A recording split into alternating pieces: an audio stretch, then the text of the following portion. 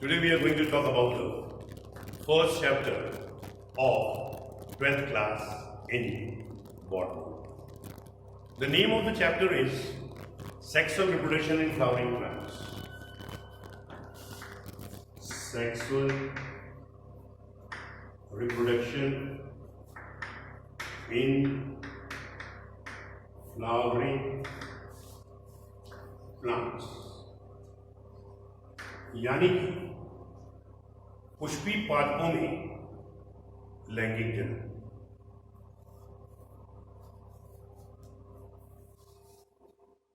हमें मालूम है कि इन पुष्पी पादप जो होते हैं वो एंजियोस्पर्मिक प्लांट्स होते हैं, आवर्तबीजी पौधे ही होते हैं पूरी बॉटनी में, जिनमें कि पुष्प होते हैं। एंजियोस्पर्म के पहले जिम्नोस्पर्म होता है, उसके अंदर पुष्प नहीं होते। एंजियोस्पर्म की उत्पत्ति कौन से महाकल्प में हुई थी? तो आंसर हुआ सीनोजोइक एरा में उत्पन्न हुई। उसका पीरियड जो था वो क्रिटेशियस था। एंजियोस्पर्म के अंतर्गत 2,55,000 जातियां, 9,700 वंश और 300 फैमिलीज को सम्मिलित किया। एंजियोस्पर्म का जो पुष्प होता है वो द्विलिंगी होता है। एक्सेप्शंस आर एवरीवेयर, अपवाद हर जगह पर होते हैं, परंतु in general we can say कि ये जो होते हैं ये दो प्रकार के बीजाणु यानी कि स्पोर उत्पन्न करते हैं। एक छोटे बीजाणु जिनको कि लघु बीजाणु कहते हैं, और एक कहलाते हैं गुरु बीजाणु यानी कि मैक्रोस्पोर को कहते हैं। तो इन लघु बीजाणु को उत्पन्न करने के लिए लघु बीजाणु धानी होती है, गुरु बीजाणु को उत्पन्न करने के लिए गुरु बीजाणु धानी होती है। तो ये जो लघु बीजाणु और गुरु बीजाणु होते हैं, क्योंकि दो अलग अलग प्रकार के बीजाणु धानियों के द्वारा उत्पन्न होते हैं, they are produced from two different types of sporangia. तो वी से हम कहते हैं कि एंजियोस्पर्मिक फ्लावर्स आर बाइस्पोरेंजिए, कि पुष्पी पादप जो होते हैं वह द्विबीजाणुवी होते हैं। अब बात चलती है कि प्लांट जो होते हैं, पौधे जो होते हैं, वो कितनी प्रकार के होते हैं? तो आंसर होता है 3 प्रकार: एनुअल, बाइनियल, पेरिनियल। एनुअल का मतलब एक वर्षीय, बाइनियल का मतलब द्विवर्षीय, पेरिनियल का मतलब बहुवर्षीय होता है। ये लोग एक अंडक ही होते हैं, एक वर्षीय, यानी कि एक बार ही पुष्प देते हैं। तो इनको बोलते हैं मोनोकार्प, यानी कि एक अंडक। अंडक क्या होता है? पिस्टल। ये रहा पुष्प, इसको हम लोग अंडक कहते हैं। ये भी आपका मोनोकार्पिक होता है, एक वर्षीय होता है।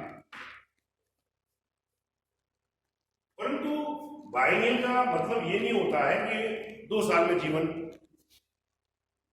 चक्र पूरा करते हैं।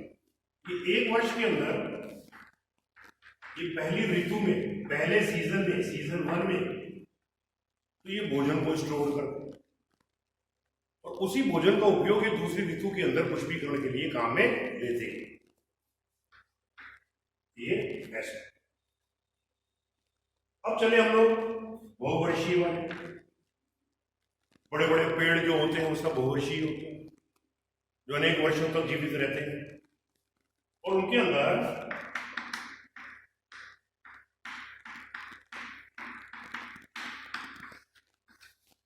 बहुत सारे कार्बन होते हैं, बहुत सारे अंडक होते हैं, इसलिए हम इनको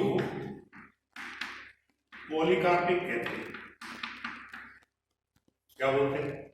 पॉलीकार्पिक कहते हैं। अब बात चलेगी कि एंड्रोफोर क्या होता है, गाइनोफोर क्या होता है। तो सबसे पहले हमें मालूम होना चाहिए, क्योंकि हम पुष्पी पादप के बारे में पढ़ रहे हैं कि पुष्प के भाग कौन कौन से होते हैं, यानी कि parts of a flower, parts of a flower. दो भाग होते हैं। Number one, accessory part, accessory whorl, यानी कि सहायक शब्द, और एक होता है एसेंशियल वर्ल,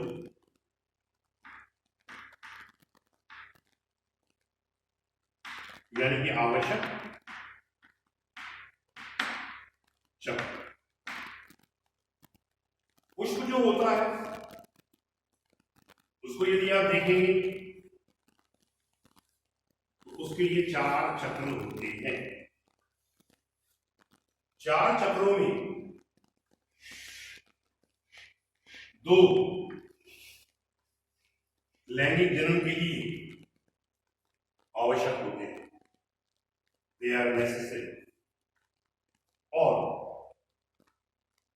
2 जो होते हैं वो सहायता करते हैं जन्म के अंदर। तो इनमें से ये पुष्प है, और ये उसकी पैटर्न या दल। फैमिलीज में पढ़ा होगा आपने 11वीं क्लास के अंदर।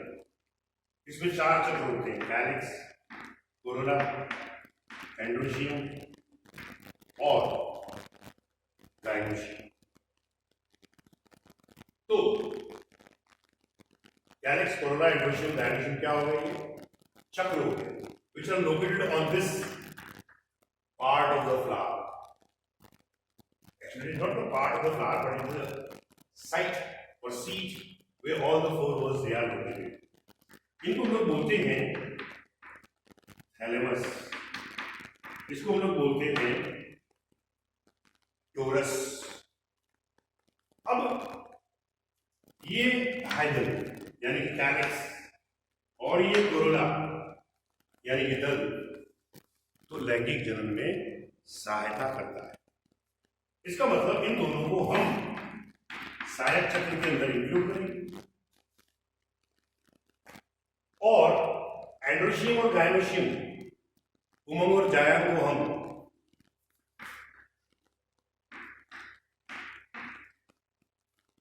आवश्यक चक्र के अंतर्गत सम्मिलित कर रहे हैं, यानी कि एसेंशियल वर्ड के अंदर सम्मिलित कर रहे हैं, क्योंकि they are in fact the male and female sex organs. ये तो वास्तव में नर और मादा जननांग है। ये नर जननांग हो गया और ये आपका मादा जननांग हो गया। डन। अब बात चलेगी कि नर जननांग क्या कहते हैं। तो हम लोग बात करने जा रहे हैं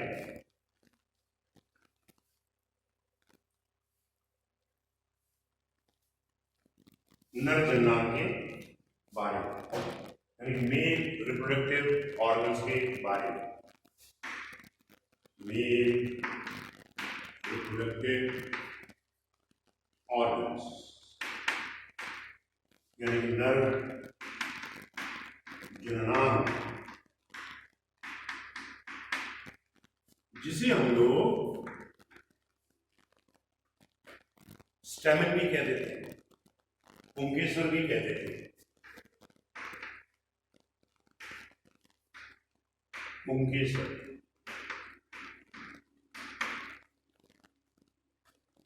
इसको हम माइक्रोस्पोरोफिल भी कहते हैं। माइक्रोस्पोरोफिल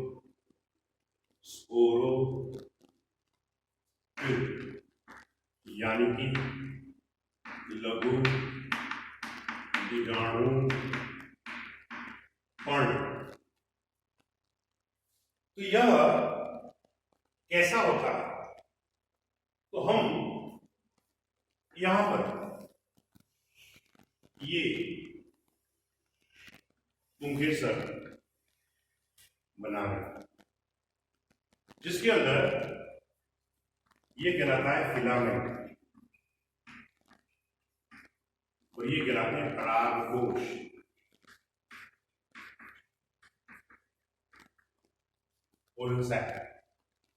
दो होते हैं तो हम उसको बोलते हैं द्विकोष्ठी, और द्विकोष्ठी को हम लोग डाइथिकस कहते हैं। So this is your डाइथिकस। Angiosperm के अंदर अधिकांशतः ये स्टैमेन या पुंकेसर जो होता है ये डाइथिकस होता है। लेकिन 3 जगह पर आपको एक्सेप्शंस देखने को मिलेंगे। एक कहलाता वुल्फिया, एक कहलाता मोरिंगा और एक मालवेसी। उनके अंदर आपको एक कोष्ठीय मोनोथीकस ये ऐसा मिलेगा, मोनोथीकस। क्वेश्चन मैंने देखा है इसमें से बनता है मोनोथीकस में से, और उसमें चॉइस में जो आंसर जाता है वो केवल एक ही कुल निकलता है और उस कुल का नाम है मालवेसी। तो मालवेसी जो होता है उसके अंदर केवल एक ही पोलन सैक देखने को मिलता है, यानी कि डाइथिकस कंडीशन नहीं होती। अब बात चलेगी कि इस माइक्रोस्पोरोफिल में क्या होता है। माइक्रोस्पोरोफिल का मतलब लघु बीजाणुपर्ण। जो लघु बीजाणु यानी कि माइक्रोस्पोर को बनाएगी, तो वो कौन सी स्ट्रक्चर है? तो आंसर होता है माइक्रोस्पोरेंजिया।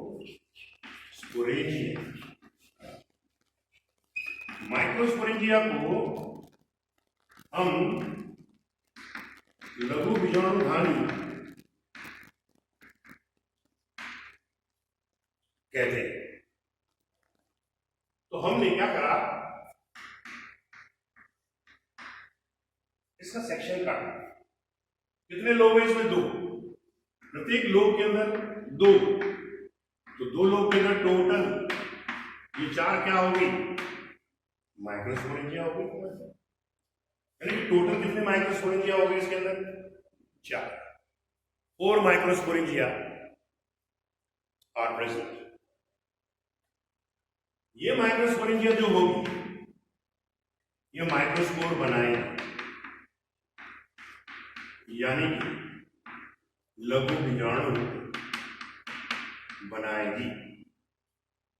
और इसी लघु बीजाणु को हम लोग जो है बाद में मेल गैमेटोफाइट यानी कि नर युग्मकोद्भिद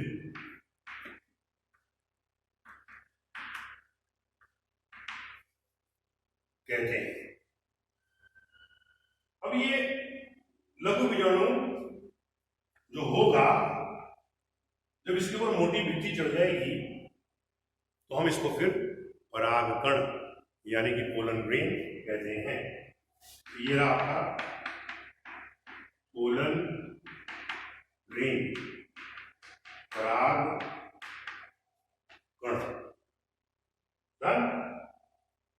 अब बात चलेगी कि यह माइक्रोस्पोर कैसे बनता है और कैसे ये परागकण पोलन ग्रेन के अंदर रूपांतरित होता है। तो let us see how the origin of the or development of the microspore occurs. लघु बीजाणु की उत्पत्ति लघु बीजाणु धानी से कैसे होती है? But before that, we should know the structure of the microspore. I have got this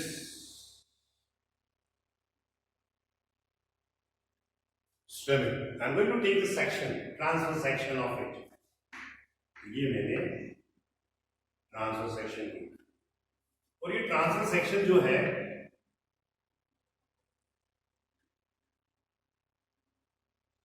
वो यूं है, हमने यूं काटा इसका, ये अपन ने क्या लिया टीएस, ये ऐसे करेंगे, ये एक लोब, ये दो लोब, जैसे दो लोब ये हो गए, दो लोब ये हो गए, दोनों लोब आपस में एक दूसरे से अंदर ही अंदर, जैसे कि हमारा मस्तिष्क जो होता है, मैमेलियन ब्रेन, ह्यूमन ब्रेन, वो दोनों सेरेब्रल हेमिस्फीयर जो होते हैं आपस में कॉर्पस कैलोसम से जुड़े हुए रहते हैं। तो similarly there is a strip संयोजी यानी कि कनेक्टिव पाया जाता है। और अब ये आपका सेक्शन बना दिया, ये बीच में, इसके अंदर अब मैं परतें बना रहा हूं, I am going to draw the layers. ये लेयर रही,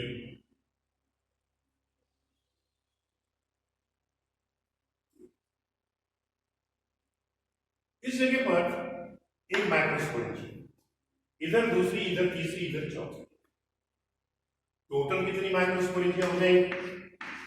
तो आंसर होगा 4 लघु बीजाणु धानियां। लोग कितने इसमें? 2 बना रहे हैं अपन लोग। सबसे बाहर वाली परत जो लघु बीजाणु धानी की होगी उसको हम लोग एपिडर्मिस कहते हैं।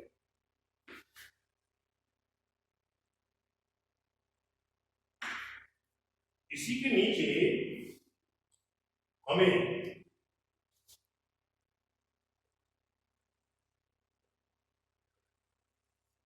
ये दूसरी लेयर देखने को मिलेगी, जिसको हम लोग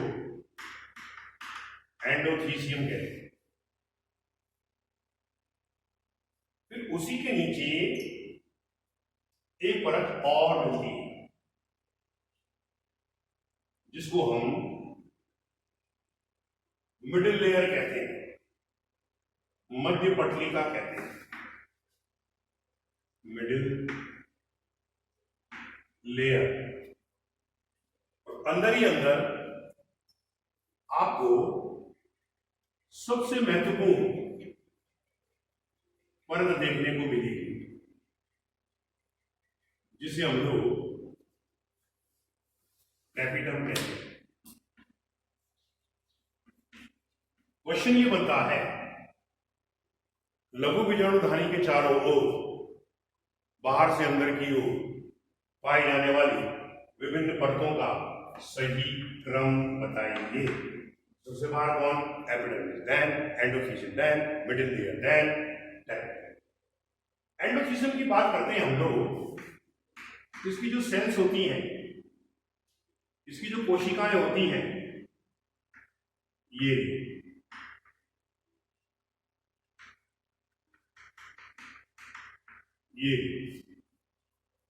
उनकी टेंजेंशियल वॉल के ऊपर, उनकी स्पर्श रेखीय भित्ति के ऊपर कैलोस का निक्षेपण होता है। Deposition of the callus is visible. तो दिस इज योर कैलोस। अब ये जो एंडोथीसियम होती है, but responsible for the digestion of the pollen sac. पराग कोश के स्फुटन के अंदर ये सहायक होती है, परंतु जलीय पौधों में, in aquatic plants, it is not present, यह अनुपस्थित होती है। फिर आया हमारे पास में मिडिल लेयर, ये भोजन का स्थानांतरण करती है। What ever the food is derived from below ultimately reaches into the middle layer, and then through the tapetum it will be given through the developing microspores. ये कैलोस वाली परत के बाद में मिडिल लेयर है, और मिडिल लेयर के बाद में जैसा कि मैंने कहा टेपिटम एक परत आती है, जिसमें से 101% क्वेश्चन जो होता है वो पीएमटी के अंदर बनता है। टेपिटम जो होता है वह एक्सोक्राइन नेचर भी होता है और एंडोक्राइन नेचर भी होता है। एक्सोक्राइन का मतलब बहिर्स्रावी और एंडोक्राइन का मतलब अंतःस्रावी। बहिर्स्रावी किसको कहते हैं? जो एंजाइम देती है, डक्टफुल ग्लैंड होती है। तो मैंने बोला भाई तो कौन सा एंजाइम देता है? उसने बोला सर मैं कैलेज एंजाइम देता है। कैलेज किस पर क्रिया करेगा? उसने बोला सर मैं कैलोस पर क्रिया करूंगा। फिर एंडोक्राइन के पूछा मैंने, तुम हार्मोन कौन सा देते हो? उसने बोला सर मैं ऑक्सिन हार्मोन देता हूं। ये ऑक्सिन हार्मोन दे। ओके, अब अंदर ही अंदर ये टिश्यू या ऊतक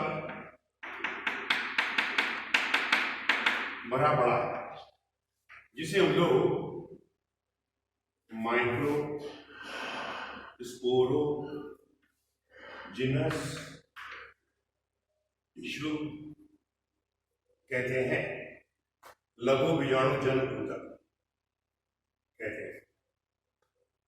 अब ये माइक्रोस्पोरोजेनस टिश्यू जिसके चारों ओर ये अंदर से बाहर ही चार परतें हुई, बाहर से अंदर, यही तो एक माइक्रोस्पोरेंजिया को शो करेगा, यही तो एक लघु बीजाणुधानी को शो करेगा। लेकिन ऐसी एक लघु बीजाणुधानी यहां भी होगी, इधर भी होगी, इधर भी होगी, और टोटल कितनी हो जाएंगी? 4 लघु बीजाणुधानी। टेट्रास्पोरेंजिएट हो गया, चतुर्बीजाणुधानी हो गया। अब ये जो माइक्रोस्पोरेंजिया स्पोरोजेनस टिश्यू है, उसकी जो ये टैपिटम लेयर होती है, इसके द्वारा एक पदार्थ दिया जाता है, और ये जो पदार्थ है क्या टैपिटम के द्वारा ये पदार्थ कौन कौन से होते हैं? तो आंसर होता है, एक कहलाता है युविष्ठिकाय, युविष्ठ बॉडी, और एक कहलाता है पोलन किट। युविष्ठिकाय ये परागकण के चारों ओर पाई जाती है, और इसका निर्माण जो होता है वह कैरोटीनॉइड्स की ऑक्सीडेटिव बहुलीकरण के कारण होता है। क्या बताने जा रहा हूं? युविष्ठिकाय, युविष्ठ बॉडी। ये युविष्ठ बॉडी जो होती है, इसकी उत्पत्ति जो होती है वो कैरोटीनॉइड्स के ऑक्सीडेटिव पॉलीमराइजेशन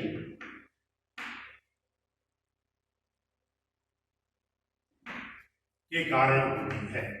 दोबारा बात, युविष्काय की उत्पत्ति किससे होती है? कैरोटीनॉइड के ऑक्सीडेटिव पॉलीमराइजेशन के कारण। आ चुका है क्वेश्चन। अब बात चलेगी कि युविष्काय जो होता है it is proteinaceous in nature. काय का बना होता है? प्रोटीन का। ये युविष्काय जो होता है जब ये परागकण के ऊपर उपस्थित होता है तो परागकण जो है न तो जीवाणुवीय अपघटन से प्रभावित होता है और न ही किसी रासायनिक अपघटन से प्रभावित होता है। कहने का मतलब it is resistant to bacterial chemical decomposition due to the presence of sporopollenin. NCERT बोलती है कि स्पोरोपोलिन जो होता है उसको कोई भी एंजाइम अपघटित नहीं कर सकता है। तो जो प्रोटीन हमने बोला उसके चारों ओर जो उपस्थित होता है उसको अपन ने कहा स्पोरोपोलिन। ये स्पोरोपोलिन जो होता है इसको यदि आप देखते हैं तो इसके निक्षेपण के कारण due to the deposition different types of ornament is visible. अलग अलग प्रकार का अलंकरण हमको देखने को मिलता है। जैसे अपनी एनसीईआरटी किताब में दे रखे उन्होंने बहुत सारे पोलन दिए इस प्रकार से। ये डिजाइन होगी, ये डिजाइन होगी इसके।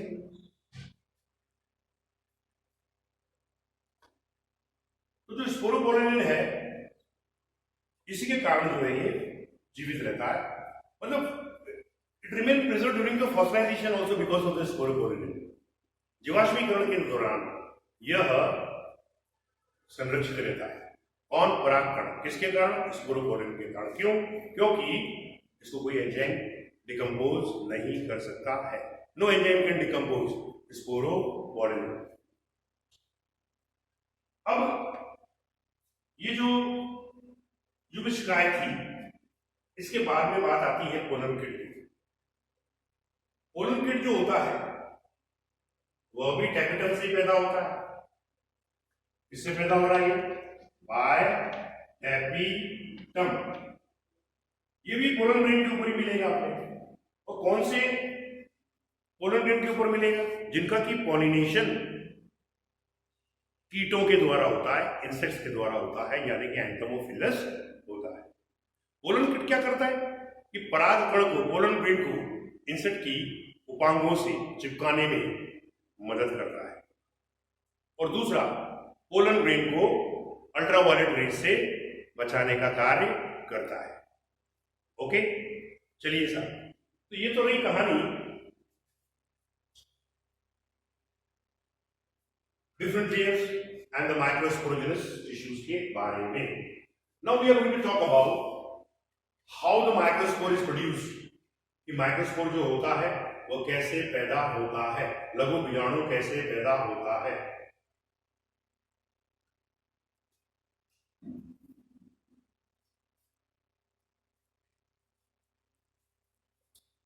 देखिए साहब, ये जो मैंने एक लघु बीजाणु नानी बताई थी उसके अंदर ही अंदर भरे हुए ऊतक टिश्यू को अपन ने क्या कहा? माइक्रोस्पोरोजिनस टिश्यू, यानी कि लघु बीजाणु जन ऊतक। इसमें से हमने एक सेल निकाली और उस सेल का नाम है microspore mother cell. Microspore mother cell, लघु बीजाणु मात्र कोशिका। कैसी होगी? हैप्लॉइड या डिप्लॉइड? चलो बताओ। सबसे डेवलप्ड पौधे वैसा। थैलोफाइटा का मुख्य पादप शरीर हैप्लॉइड, ब्रायोफाइटा का हैप्लॉइड, टेरिडोफाइटा का हैप्लॉइड। लेकिन लाइफ साइकिल में हैप्लोडिप्लॉन्टिक होती है। यहां पर डिप्लॉन्टिक लाइफ साइकिल होती है। तो मुख्य शरीर जो होता है एंजियोस्पर्म का वो कैसा है? 2 है, यानी कि डिप्लॉयड है, क्योंकि अभी तक हमने कहीं पर भी मियोसिस तो करी नहीं। अब ये माइक्रोस्पोर मदर सेल जो होती है, इसके अंदर होता है मियोसिस, यानी कि अर्धसूत्री विभाजन होता है। और अर्धसूत्री विभाजन जो होता है उससे कितनी कोशिकाएं मिलेंगी? 4। कैसी कोशिकाएं मिलेंगी? हैप्लॉइड, यानी कि अगुण। तो हमको ये 4 सेल लघु बीजाणुओं के रूप में मिल गई। लघु बीजाणु यानी कि माइक्रो स्पोर के रूप में। इनके चारों तरफ कैलोस की परत पाई जाती है। कैलोस लेयर मिलती है, और चारों के चारों जो है कैसे होते हैं? हैप्लॉइड। एंजाइम की सहायता से कैलोस की परत जो होगी वो खुल जाएगी, लेकिन इसमें arrangement of the microspore is also there, यानी कि लघु बीजाणुओं की व्यवस्था कैसी होती है? तो लघु बीजाणुओं की व्यवस्था, अरेंजमेंट ऑफ माइक्रो स्पोर्स 2 प्रकार का होता है। ऐसे तो बहुत सारे हमारे पास। इन डाइकॉट जनरल जो पूछ रही है वो होता है चतुष्फलकीय चतुष्क, यानी कि टेट्रा हेड्रल चतुष्क, फलकीय चतुष्क।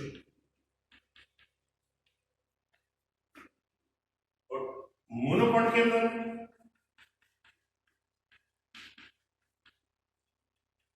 एक बीजपत्री में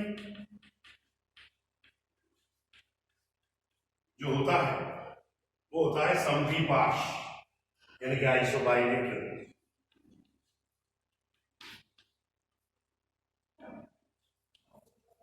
जिसमें ऐसे ये बीजाणु, लघु बीजाणु, तो ये बनाया हमने आइसोबाइलेटरल वाले, ये हो गए। और इधर जो होते हैं वो कैसा होता है? वो होता है ऐसा।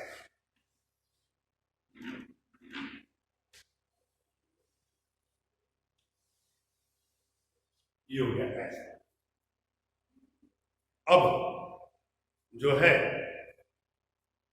2 प्रकार, वैसे तो देखो साहब, डिकस्टेड भी होता है, लीनियर भी होता है। एक एंजियोस्पर्म ऐसा है जिसका नाम है एरिस्टोलोकिया एलिगेंस, उसमें हर तरह की व्यवस्था मिलती है। तो be careful, this is the development of the microscope. Now this microscope will change into pollen grain. यह परागकण में बदलेगा। तो परागकण है क्या? एक्चुअली ये आपका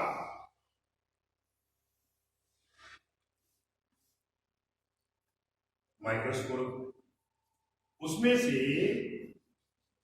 मैंने यह एक लघु बीजाणु यानी कि माइक्रोस्पोर समझाने के लिए बताया। जब ये पोलन सैक में होता है तभी इसके अंदर एक समसूत्री विभाजन होता है, जिसके कारण पोलन साइड नहीं है।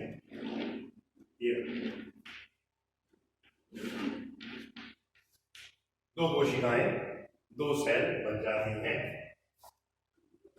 जिनमें से एक कहलाती है वेजिटेटिव सेल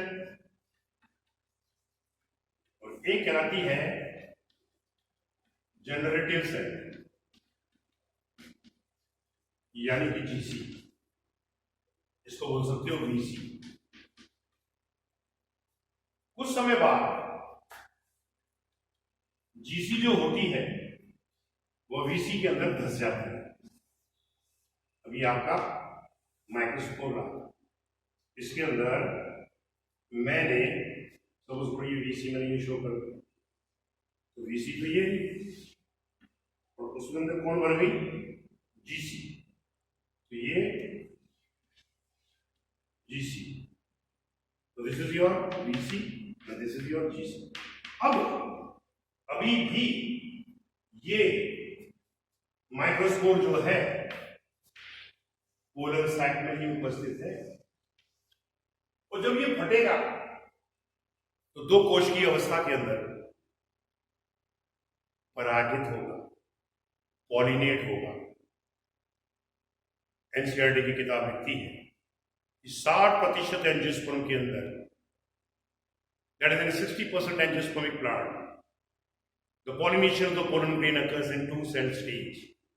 ये परागकण का जो परागण होता है वो दो कोश की अवस्था में होता है। तो 60% एंजियोस्पर्म में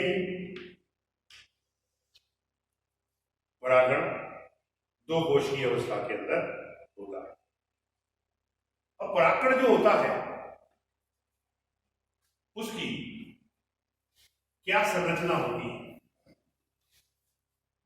उसकी क्या स्ट्रक्चर होती है, उसके बारे में बात करेंगे। तो हेडिंग है स्ट्रक्चर ऑफ पोलन ग्रेन, यानी कि परागकण की संरचना।